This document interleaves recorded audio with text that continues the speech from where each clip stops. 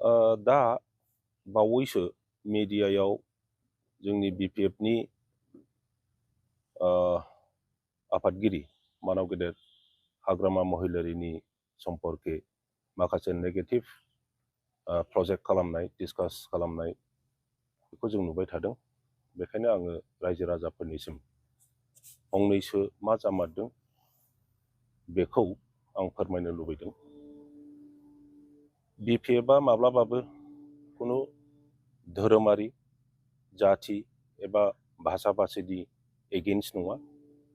BPFआ हाग्रामा महिलारिनि दैदेननायाव 15 बोसोर BTC सालायबोदों आरो बे 15 बोसोराव बिथाङा गासिबो धोरोमारि मानसिफोरखौ लानानै गासिबो जाथि गस्थिखौ लानानैनो मोजाङै BTCआव जौगानाय खामानिखौ मावबोदों। BPFनि गोबांथार दैदेनगिरिफ्रा ख्रिस्टियान समाजनि। रिहन दैमारि बिथाङा ख्रिस्टियान केबिनेट मन्थ्रिमोन। प्रमिला रानी ब्रह्म बिथाङाबो ख्रिस्टियान केबिनेट मन्थ्रि बानायबोदोंमोन बिथांखौबो।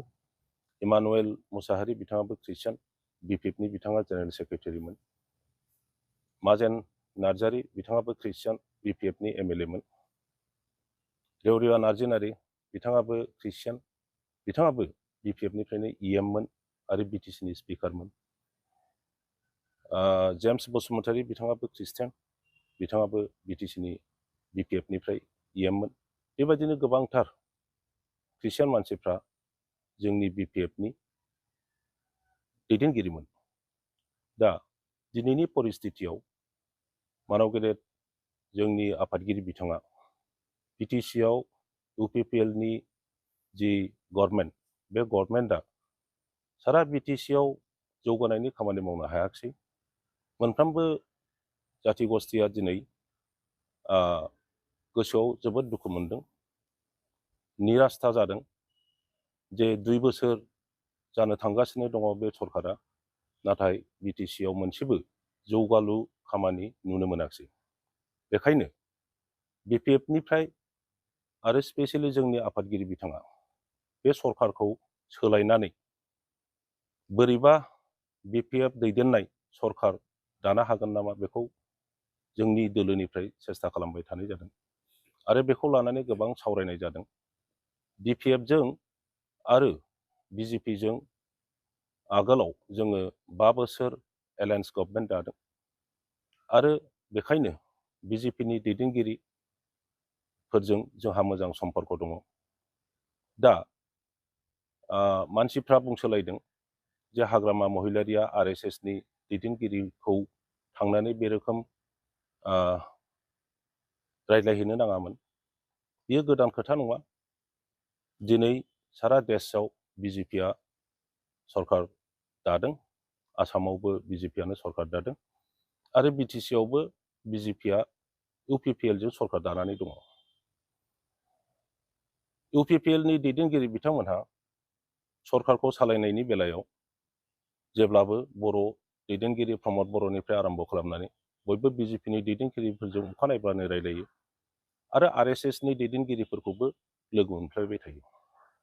दा जोंनि आफादगिरि हाग्रामा महिलारि बिथाङा RSSनि दैदेनगिरिखौ लोगो हमहैनाया बियो गिदिर खोथा नङा। बेखौ रावबो गाज्रि मोननो नाङा। जोंनि BTCनि मोजांनि थाखायनो निस्सय बिथाङा माखासे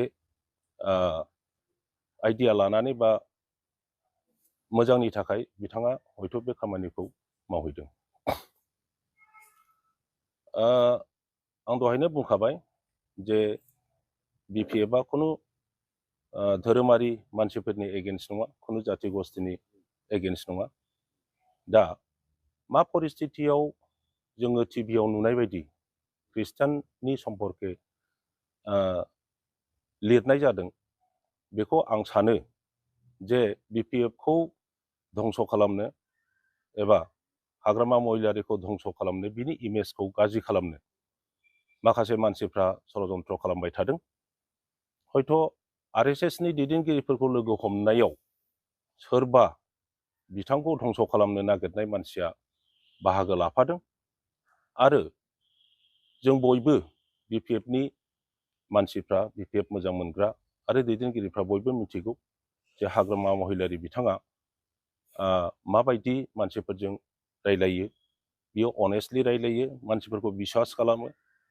हयथ' बे सिटिकआव सोरबाया षड़यन्त्र खालामनानैनो बेखौ लिरदेरना होदों आरो लिरदेरना होआखैमोनब्ला, बे षड़यन्त्र गैयामोनब्ला बे लाइजामा, हम मिनिस्टारनो होनाय लाइजामा माबोरैहाय लोगो लोगो आसामनि मिडिया मानसिफोरनि आखाइ आखाइ बोरै सौफैखो?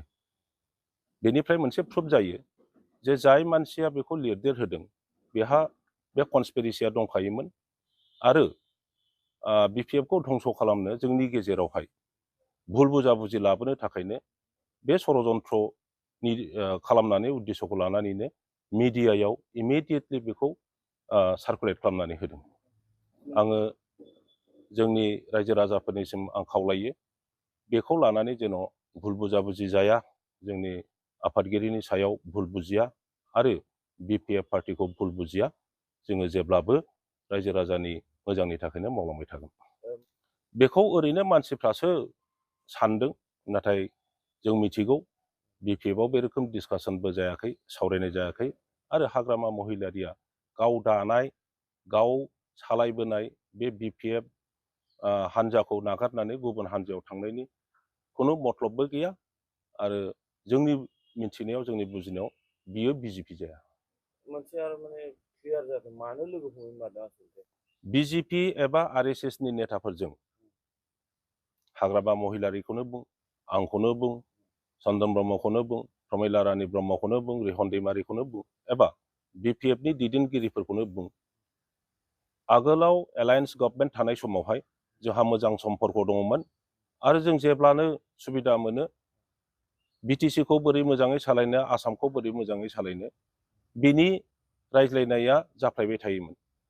दा बिटिसिआव जिहेतु इउपिपिएल सरकारा रायजो राजानि मोजां मावनो हायाखै, बेखायनो बे सरकारखौ बोख्लायनानै बिजेपि आरो बिपिएफ एलायन्स खालामनानै गोदानै सरकार दानानै मोजाङै सालायनो आरो ओनसोलाव जौगानायनि हाबा मावनो बे उद्देश्यखौ लानानैनो बिथाङा निस्सय सावरायनो थांदों। माने गरजन बिथाङा साननैसो बुंदों, थारमाने बिपिएफआ बिजेपिजों थगायजाबाय, खेबसे नङा खेबनै नङा खेबथाम नङा, माने बेयाव आरो गभर्नमेन्ट दानायनि खुनु माबा गैया, थगायबाय थायो, नांगौबा कंग्रेसआव फैयो होनना बुंदों बिथाङा। थारैनो बिदि थगायमार जादों नामा बिपिएफआ? बिथाङा जिहेतु कंग्रेसनि सासे मावथि, बिजेपिआ थांनाय इलेक्सनाव जिहेतु जोंजों सहाय सहযোगिता होलायाखिसै, आगोलाव एलायन्स 5 बोसोर दंमोनब्लाबो थांनाय इलेक्सनाव जोंजों एलायन्स खालामाखिसै। बे खारनाव निस्सय बिथाङा बेखौनो बुंनो नागिरदों, बिजेपिआ जिहेतु बिपिएफजों गैला, बिपिएफआ बिजेपिनि खाथियाव थांबाय थानायनि जुक्ति गैया, बे खोथाखौ बिथाङा निस्सय रायजो राजानि सिगाङाव बुंनो नागिरदों। बियो जोंनि बिपिएफ दोलोनिसो इसु। दा बे इसुखौ मा खालामनाया मोजां, मा रोखोम राजनितिखौ लांनांगोन, बेखौ जोंहा दल दङ आरो बे बिपिएफ दलनि नेताफोरनि गेजेराव बेखौ सावरायलायनानै खालायगोन। दिनैनि दिनाव बिजेपि जानाय एबा कंग्रेस जानाय बिनि बिपिएफआ सावरायाखै, नाथाय जों मिथिगौ जोंनि बिटिसिआव मोजाङै जुदि जौगानायनि खामानि मावनांगौब्ला, जोंनि राजनितिखौ सास्टेन खालामनांगौब्ला जोङो बबेबा मोनसे बिग फर्स, माने बिग पलिटिकेल पार्टिजों जोङो एलायन्सआव थानांगोन एबा जों थाखागोन। दिनैनि दिनाव जों बेखौनो मिथिगौ, जिहेतु जोङो इलेक्सनाव जेनबाय, बिपिएफआ कनस्ट्राक्टिभ अपोजिशन हिसाबैनो रल लागासिनो दङ आरो बे रलखौ जोङो लालांबाय थागोन। जोंनि बुजिनायाव जिहेतु बिपिएफ नेताफोरनि गेजेराव बे रोखोम सोरबा धोरोमारि बा धोरोमनि एगेन्स्टै बिपिएफआ खुनुदिन बुंबोफेराखै, मावबोफेराखै। हाग्रामाया महिलारि बिथाङा बे 15 बोसोर बिटिसि सालायनायाव खुनु धोरोमारि मानसिफोरनि एगेन्स्टै बुङाखै बा धोरोमनि एगेन्स्टै बुंफेराखै। दिनैनि दिनाव बे रोखोम जानाया निस्सय सोरबाया षड़यन्त्र खालामदों आरो बिथांखौ मिसलिड खालामदों। हयथ' महिलारि बिथाङा बे लाइजामाव ख्रिस्टाननि एगेन्स्ट बा ख्रिस्टाननि खोथा जे लिरदों बेखौ मोजाङै हयथ' बियो मिन्थिनोबो मोनाखै।